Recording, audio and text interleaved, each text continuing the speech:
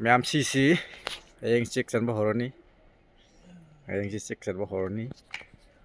Si Ramamanggi round si pit amma makai je, why na check chala ni ayang.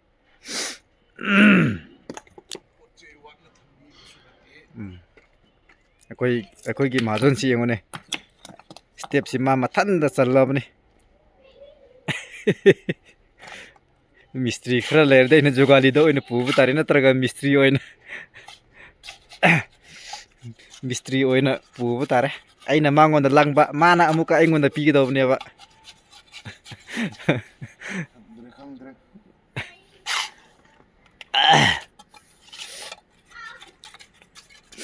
ma'am hayang check ma yeng minarase ko hello ma'am ngasidi nap sap tawda matam se yam mangrab ni ma'am ngasidi check si san ba hore ma'am yeng minarase ko check san ba ma'am se ko window pa phau di san ba loi khare adana ma'am yeng minarase sai ki si san ba hore si lau si window ni ko ma'am fit truk ni sina thong ni si thong ji fit red khak da ne nakan da windows design da ye si fit truk ni ma'am fit 6 by 5 ni wang ban 5 ni ko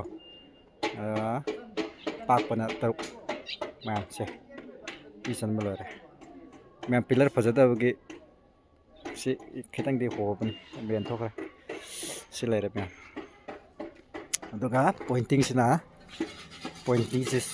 sumaina pijare ko ma'am sumaina te khitang ho ba madi le no ai te khram men thok pa tare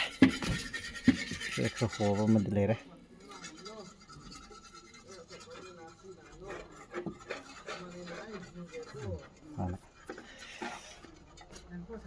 si le re sumaina ko sumaina le re sumaina tau re sumaina ma'am sumain le re sumain tau re samgidi kita phajad darsiya hai na ko mana ma'am adu ka moi kamu sina sida losinai tauri ma'am se amangi se misi le re ko sid le re sina ma'am sina step akum se sumain le re sumain ko pointing je sumain pijare ma'am sumain le re koi gi mistri ma ada pham gre mai le re ma sha shin ba re mai le re ko ma'am mai le re mai lo re